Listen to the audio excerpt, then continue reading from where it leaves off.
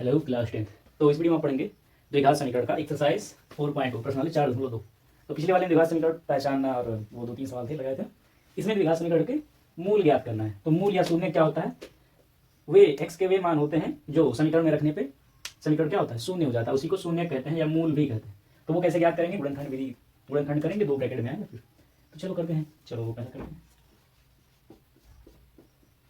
अच्छा पहले बता दें कैसे क्या करना है। तो द्विघात समीकरण का मानक रूप होता है ये ax² plus bx plus c बराबर 0।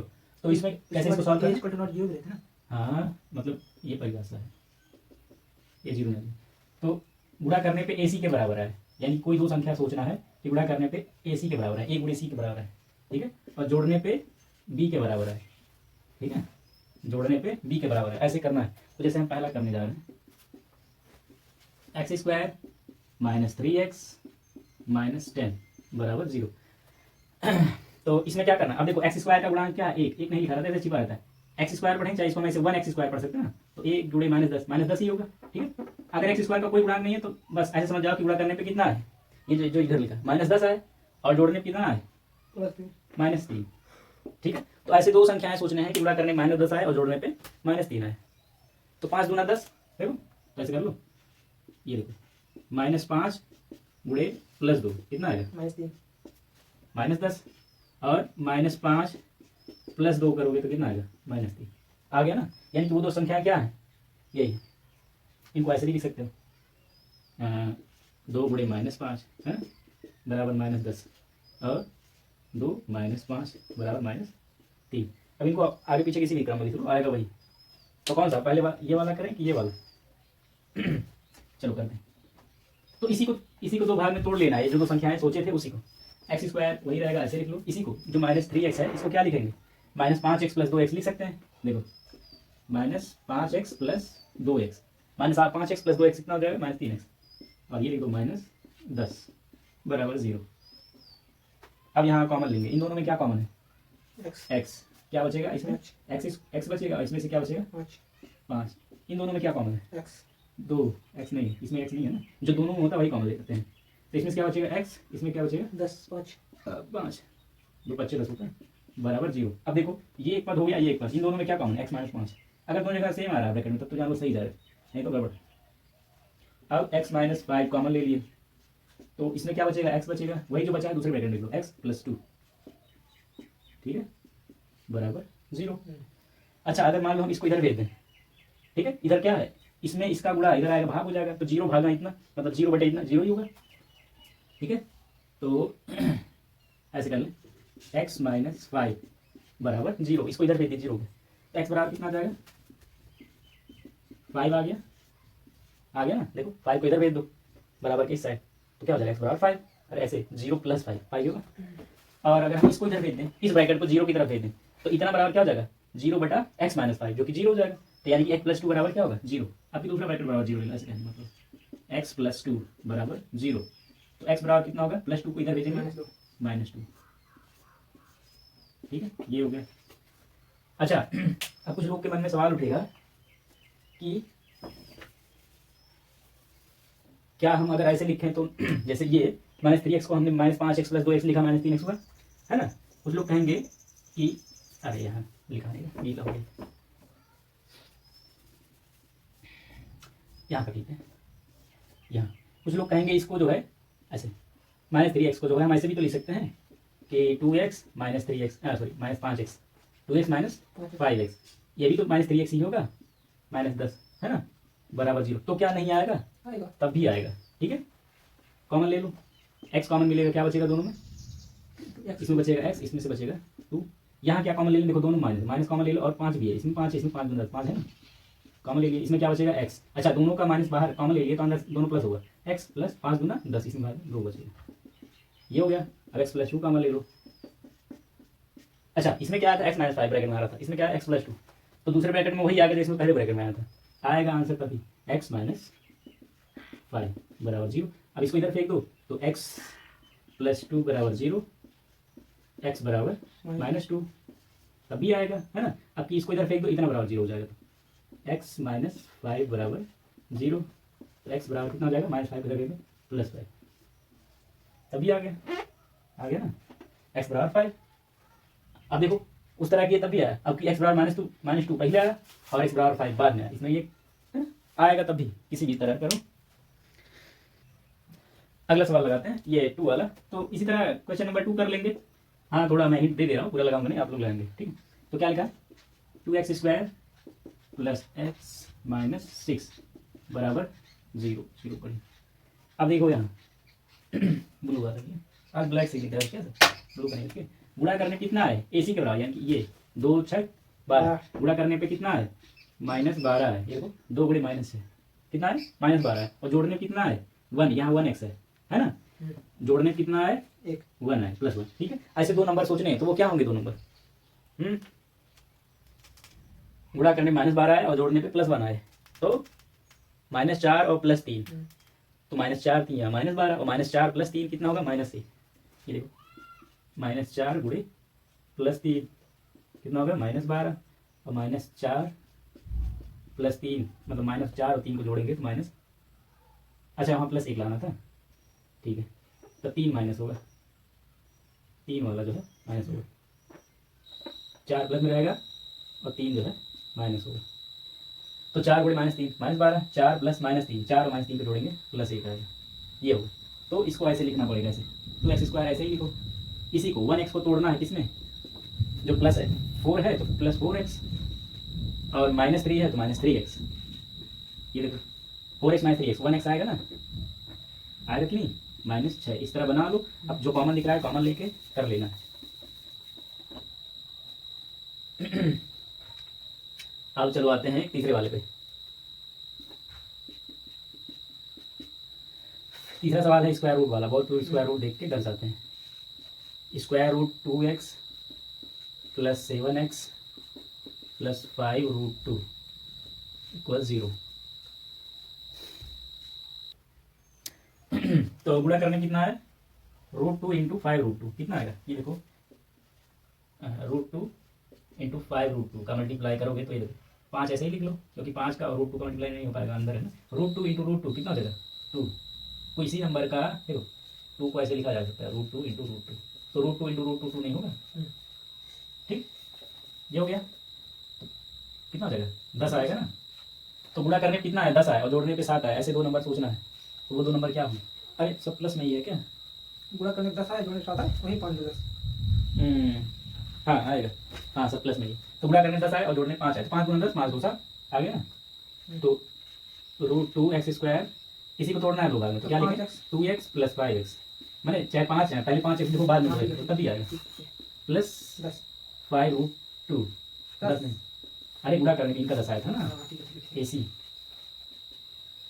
बराबर 0।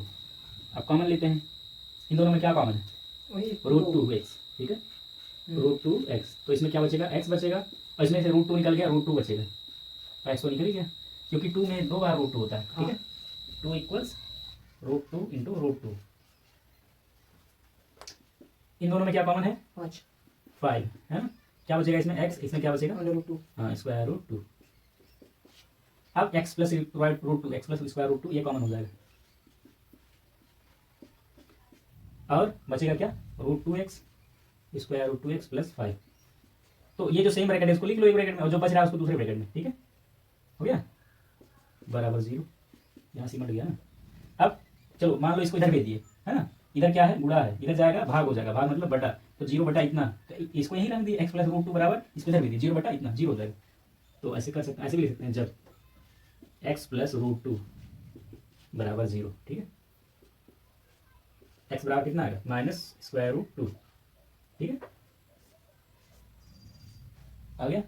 और इसको अब मान लो इसको इधर भेज दिए 0 की तरफ, तो इतना बराबर 0 हो जाएगा, और जब ये √2x + 5 बराबर 0, तब x बराबर कितना आएगा, ये देखो पहले 5 को इधर भेजे -5 हुआ, और √2 को भी भेजना तभी x का वैल्यू आएगा, √2 और x का गुणा है, √2 इधर आएगा बटे में भाग, ये हो गया, तो ये 2 वैल्यू हो गए, और मिटा के फिर अगला चौथा सवाल देखो, ये थोड़ा अलग टाइप का है, तो मैं लगा दे रहा हूँ ध्यान से। 2x² - x + 1/8 बराबर 0। तो 8 कम 70 गुणा हम 8 से दोनों पक्षों में गुणा कर दें, है ना, गुणा कर दें तो 8 दूना 16x 16x स्क्वायर, 8 एक कम 8x माइनस 8x हो जाएगा, और इसमें 8 से गुणा करेंगे तो कट जाएगा, एक आएगा, और जीरो इधर इस साइड जीरो में गुणा करेंगे तो जीरो ही होगा। अब क्या करेंगे, इधर देखो ए सी गुणा करने कितना है 16 एक कम 16 और जोड़ने पे -8 है, तो वो दो नंबर क्या होंगे, ये देखो ये देखो ये 4x का होल स्क्वायर है, हाँ और ये एक का स्क्वायर है, और ये क्या है, ये देखो a square plus b square minus 2ab, a minus b का होल स्क्वायर है ये, यानी कि 4x माइनस 1 का होल स्क्वायर है ये, ठीक है, 4x माइनस 1 का होल स्क्वायर है, ये जो है 4x माइनस 1 का होल स्क्वायर। जब इसमें a माइनस b का होल स्क्वायर लगाओगे तो क्या आएगा, a square plus b square minus 2ab, तो a स्क्वायर यानी कि 4x का स्क्वायर, तो 4 का स्क्वायर 16, x का square x square, plus b square यानी कि 1 का स्क्वायर 1, और माइनस 2ab आता है, यानी कि 2 गुणे इतना गुणे मैंने सॉरी 2 गुणे इतना गुणे इतना, तो 2 गुणे 4 8x और गुणे 1 1 होगा माइनस, ठीक माइनस 8x। लेकिन मान लो सबको ना पता हो कि ये a माइनस b का होल स्क्वायर टाइप का है, तब क्या होगा, लाइट कट जी मेरे को जलाते हैं, तब क्या होगा, तब वही गुणा करने में कितना आ रहा है 16 आ रहा है ना, और जोड़ने -8, तो वही -4 गुणे -4 प्लस 16 आएगा, और -4 और -4 को जोड़ेंगे -8 आएगा, तो हम इस तरह भी इसको लिख सकते हैं 16x square minus 4x plus 1 बराबर 0, ठीक है।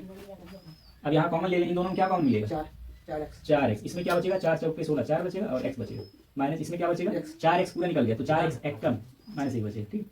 यहाँ क्या कॉमन ले लें -1 कॉमन ले लेते हैं, ठीक है, ताकि इसके जैसा बन जाए, -1 कॉमन ले लिए यानी कि बाहर माइनस, तो ये बदल जाएगा, ये यहाँ जो ब्रैकेट में आएगा 4x प्लस हो जाएगा, और ये माइनस आएगा -1, क्यों, क्योंकि ये देखो -1 गुणे 4x -1 गुणे -1 प्लस 1 है ना, तो 4x -1 एक ब्रैकेट में, और बचा कौन सा 4x -1 दूसरे ब्रैकेट में बराबर 0, तो ये देखो 4x -1 गुणे 4x -1 क्या है 4x -1 का होल स्क्वायर है, यही बता रहे थे ना, यही से शुरू बता रहे थे, यही डायरेक्ट नहीं रख देते हैं ऐसे करके कि ये जो है 4x -1 का होल स्क्वायर है, यही मैं कह रहा था ना शुरू में, वही आया कि नहीं आया। अच्छा अगर इधर स्क्वायर हटाएंगे तो इधर स्क्वायर रूट यानी इधर वर्ग हटाएंगे इधर वर्गमूल हो जाएगा, तो 4x -1 स्क्वायर इधर पावर हटा रहे हैं, इधर क्या आएगा वर्ग का उल्टा क्या होता है वर्गमूल, इधर वर्गमूल हो जाएगा, जैसे इधर बेचते हैं अगर गुणा है तो इधर भाग हो जाता है, इधर भाग है तो इधर गुणा हो जाता है, इधर कोई प्लस वाला है तो इधर बेचते हैं माइनस हो जाता है, अगर ये पावर 2 यानी कि वर्ग भेजेंगे तो इधर क्या हो जाएगा वर्गमूल हो जाएगा, स्क्वायर रूट हो जाएगा, 0 का वर्गमूल 0 ही होता है ना। अब यहाँ देखो तो 4x बराबर कितना आ जाएगा 1 है -1 को इधर भेजे प्लस, तो x बराबर कितना आ जाएगा 1/4, क्या तक दिख रहा है उसमें वीडियो में। तो अच्छा अब कहेंगे कि दुई ब्रैकेट में सब आता था, 2 मान आता था, इसमें एक के मान आया, अरे वही दोनों ब्रैकेट में सेम चीज है, तो दोनों x का वैल्यू तो भी दोनों सेम होगा, तो हम ऐसे लिख सकते हैं कि क्या x का जो दोनों मूल होगा वो क्या होगा 1/4 होगा, और 1/4 दोनों सेम होगा। बाकी इसका कर सकते हो, इसमें क्या होगा 100 एक कम 100 गुणा करने पे 100 आया, जोड़ने पे -20 आया, ऐसे दो नंबर क्या होंगे जिनको गुणा करने पे 100 आया प्लस 100 और जोड़ने पे -20 आए, वो दो नंबर क्या हो सकते हैं -10 गुणे -10 -10 जोड़ोगे -20 आएगा, -10 को -10 का गुणा करोगे तो प्लस 100 आएगा, हो गया ना। तो ये भी होल स्क्वायर ही है, 10x -1 का होल स्क्वायर है ये, यानी कि आंसर तुम्हारा क्या आएगा, तो ऐसा आएगा 10x -1 का होल स्क्वायर, स्क्वायर इधर 0 ही होगा, तो 10x -1 बराबर 0, तो ऐसा आएगा 10x बराबर 1 है ना, तो x बराबर कितना आएगा 1/10, 1/10 आएगा इसका आंसर, ठीक है, दोनों जैसे यहाँ 1/4 है वैसे इसका आएगा 1/10 1/10। अगला सवाल देखते हैं, दूसरा सवाल है उदाहरण 1 में दी गई समस्याओं को हल कीजिए, कहाँ है उदाहरण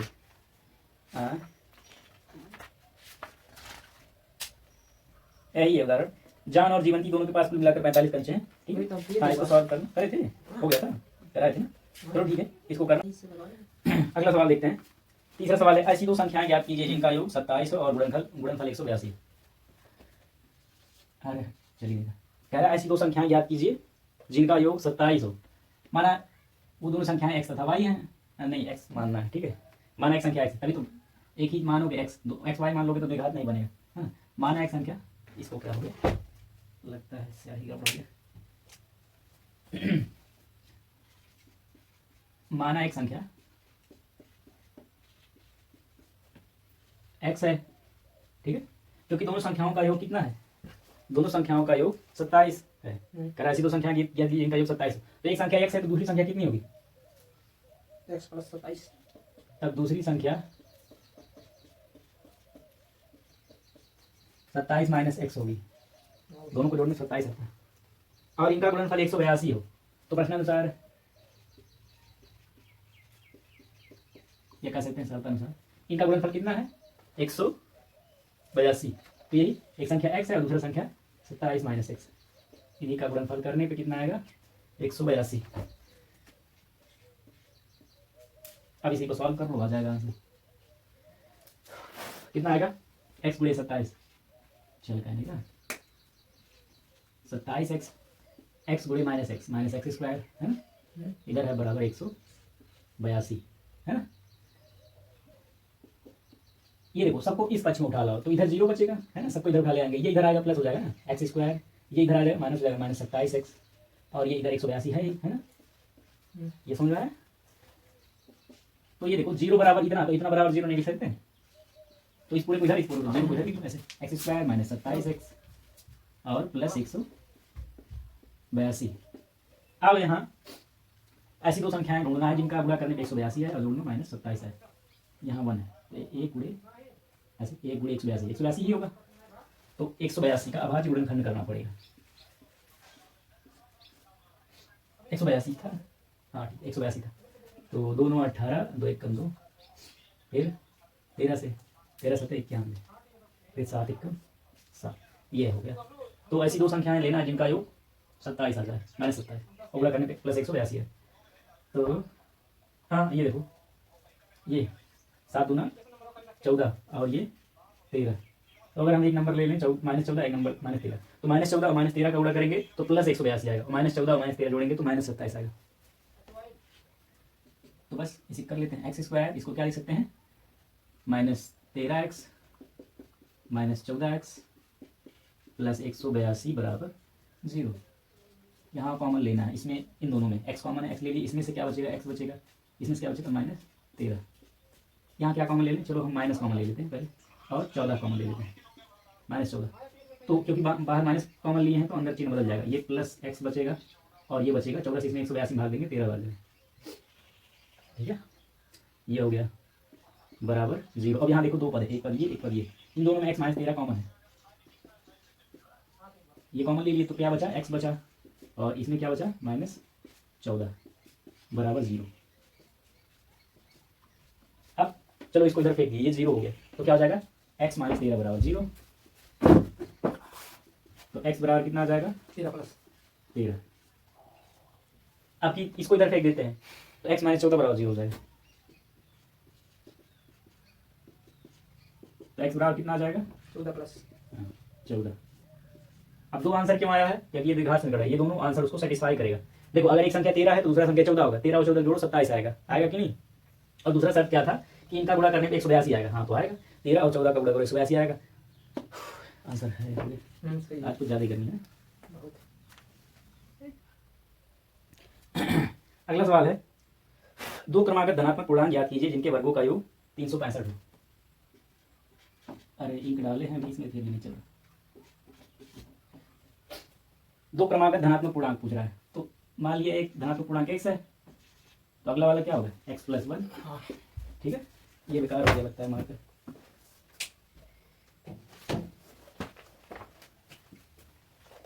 एक हो गया x धनात्मक पूर्णांक, दूसरा क्या हो जाएगा अगला वाला धनात्मक पूर्णांक क्रमागत x प्लस 1, कह रहा है इनका गुणनफल, ठीक है। नहीं, दो क्रमागत धनात्मक पूर्णांक ज्ञात कीजिए इनके वर्गों का योग 365 है, इनके वर्गों का योग 365 है। तो एक धनात्मक पूर्णांक x हो गया, अगला क्रमागत धनात्मक पूर्णांक x प्लस 1 होगा, इनके वर्गों का योग यानी कि x square plus x plus 1 का होल स्क्वायर। देखो x का वर्ग हो गया और ये अगला धनात्मक पूर्णांक x प्लस 1 का वर्ग, इनका वर्ग कितना होगा 365।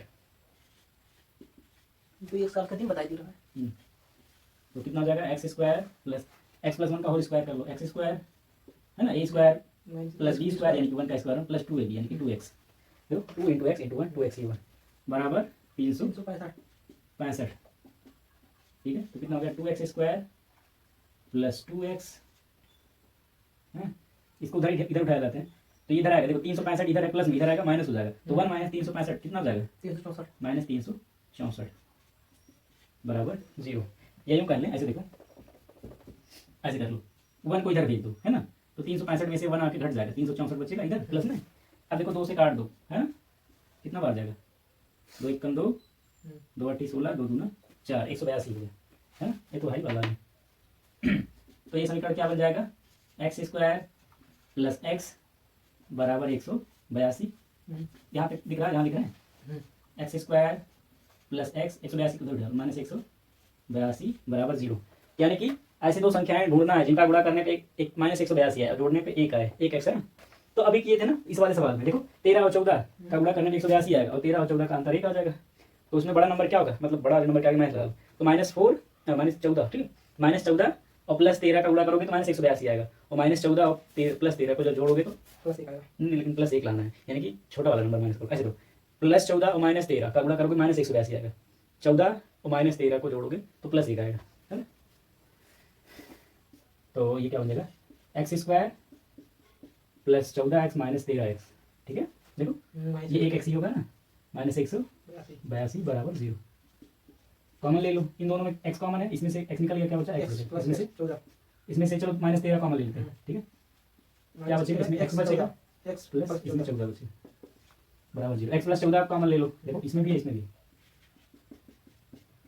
क्या बचेगा x - 13 बराबर 0, है ना। तो देखो इन दोनों का गुणा है, एक ब्रैकेट को इधर भेज दो, है ना। ये देखो इधर गुणा इधर आएगा, भाग हो जाएगा, भाग मतलब बटा, तो x + 14 बराबर इसको इधर भेज दो 0/x - 13, जो कि 0/, कुछ भी हो 0 हो जाएगा, यानी कि इतना बराबर 0। ऐसे लिख लो, जब x + 14 बराबर 0, तो x बराबर कितना आएगा, +14 को इधर भेज दो, -14 हो जाएगा 0 की साइड में ना। ये आया, ये अमान्य होगा। वो क्या था, सवाल क्या था,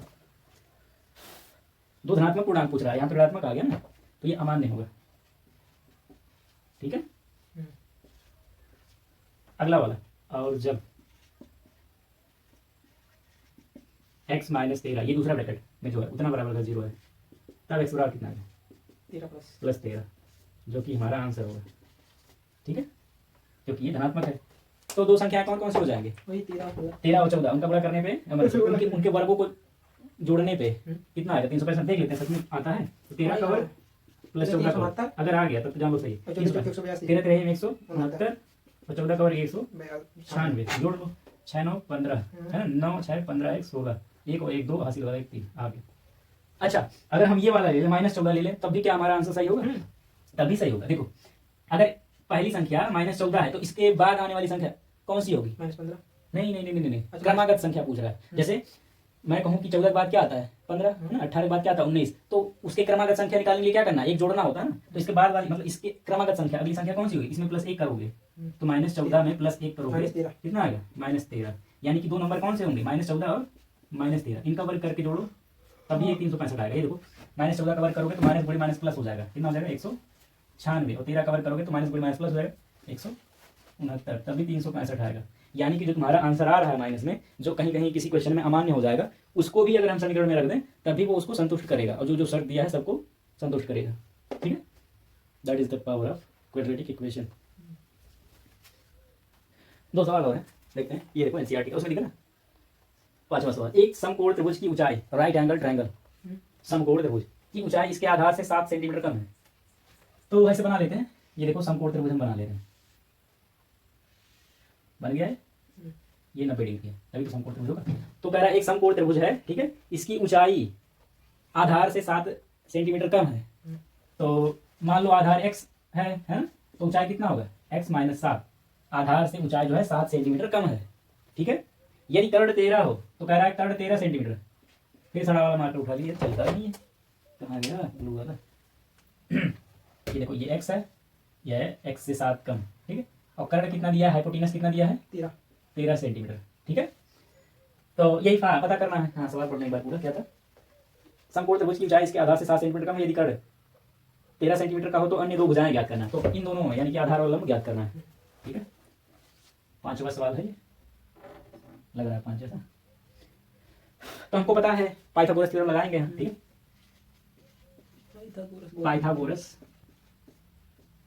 प्रमेय से क्या होता है, पाइथागोरस प्रमेय वही कर्ण स्क्वायर बराबर लंब प्लस आधार।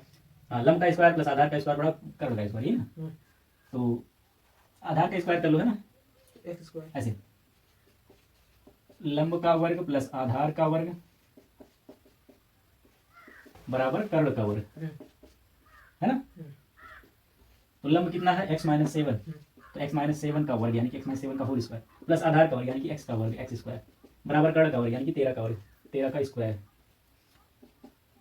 तो इसका स्क्वायर कर लो, a माइनस बी का होल स्क्वायर क्या होता है, a square minus B square plus B square minus 2 सात सत्ते 49 माइनस 2ab, तो 2 गुणे x गुणे 7 यानी कि 14x है ना, और प्लस एक्स स्क्वायर ये वाला बराबर 13 का स्क्वायर 169 है ना। अब देखो एक एक्स स्क्वायर और टू ये एक्स स्क्वायर, 2x स्क्वायर है ना, और माइनस 14x है ना, और कुछ बच रहा है प्लस 49 नहीं, हाँ 49 बच रहा है, और इसको उधर उठा ले आओ, पहले 49 लेके लेते हैं, 49 है ना, इसको उधर ढेर लाएंगे, देखो इधर प्लस इधर आके माइनस हो जाएगा, तो 49 माइनस 169, इस साइड में कुछ नहीं बचा, जीरो बचा, क्योंकि इसको उधर उठा लेगा ना, अब तो बचेगा 2x स्क्वायर, अरे चलता क्यों नहीं, 2x स्क्वायर माइनस 14x, और 49 में से 169 घटा लो, 20 बताए थे क्या बताए थे, जब छोटे नंबर में से बड़े नंबर को घटाना होता है तो आंसर आएगा माइनस में, माइनस चिन्ह लगा लो। अब इसी बड़े वाले में से छोटा घटा लो, 169 में से 49 घटाना 120 120, तो माइनस 120 बराबर 0। अच्छा ये देखो दो कॉमन लेके हम इधर फेंक दें, है ना, दो कॉमन लेने पूरे में, देखो पूरे में दो कॉमन है ना, x square minus 7x minus 60, दो देखो कॉमन है ना सब में, दो को इधर भेज दो, इधर देखो दो का सब में पूरा इधर आएगा, भाग हो जाएगा, 0/2 0 हो जाएगा, यानी कि इसको इधर फेंक दो 0 हो जाएगा, बचेगा क्या, x square minus 7x minus 60 बराबर 0। अब ये छोटा हो गया ना, अब आसान हो जाएगा हमारे लिए।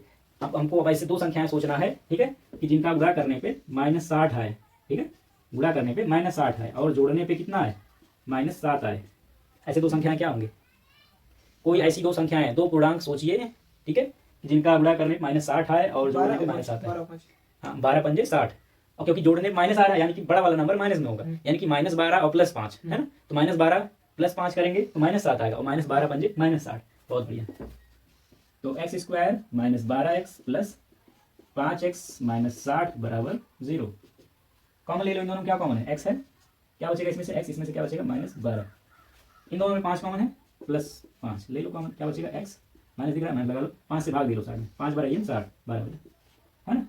अब क्या कॉमन है, x माइनस 12, यही अगर ये दोनों ब्रैकेट सेम आ रहा है तब तो सही जा रहा है, अगर कुछ और आ गया तब गड़बड़ है, तो ये ब्रैकेट लिख लो, जो बच रहा है उसको दूसरे ब्रैकेट में लिख लो, कितना x प्लस 5 बराबर 0। अब बाकी का जानते ही हो, इसको इधर फेंक दो, एक ब्रैकेट बराबर 0 ले लो एक बार, है ना, तो x माइनस 12 बराबर 0, तो x बराबर कितना आ जाएगा, 12 प्लस 12 सेंटीमीटर, ठीक है, ये सेंटीमीटर है, सेंटीमीटर। और अगर हम इतना बराबर 0 लेते हैं, x प्लस 5 बराबर 0, तो x बराबर माइनस 5 तो x बराबर माइनस 5 सेंटीमीटर आ रहा है, ठीक है, जो कि हमारे तो ये अमान्य होगा, क्यों क्यों अमान्य होगा, क्योंकि माइनस में जाता है, यहाँ कार्ड दे दें, कार्ड दे देंगे, क्योंकि लंबाई ऋणात्मक नहीं होती है, ऋणात्मक नहीं हो सकती, लंबाई ऋणात्मक नहीं हो सकती, हो गया, यानी कि हमारा आंसर कितना होगा 12 सेंटीमीटर। तो x किसको माने थे, आधार को, आधार कितना हो गया 12 सेंटीमीटर, ये हो गया 12 सेंटीमीटर, तो ये कितना होगा 12 माइनस 7 यानी कि 5 सेंटीमीटर है ना, हाँ तो सही है। अच्छा चलो 12 और 5 का वर्ग करके देख लेते हैं, 13 का वर्ग के बराबर आता है, तो 12 का वर्ग प्लस 5 का वर्ग 12 बराबर 144, रुको बढ़िया देखते हैं, 144 प्लस 5 का वर्ग 5 बचे 25, तो जोड़ लो, है ना, 144 और 25 169, जो कि 13 का वर्ग है, हाँ ठीक है, सही है। एक और सवाल है, तो एक कुटीर उद्योग के एक दिन में कुछ बर्तनों का निर्माण करता है, माना x बर्तन का निर्माण करता है, ठीक है, छठवां सवाल है, माना कुटीर उद्योग x बर्तनों का निर्माण करता है,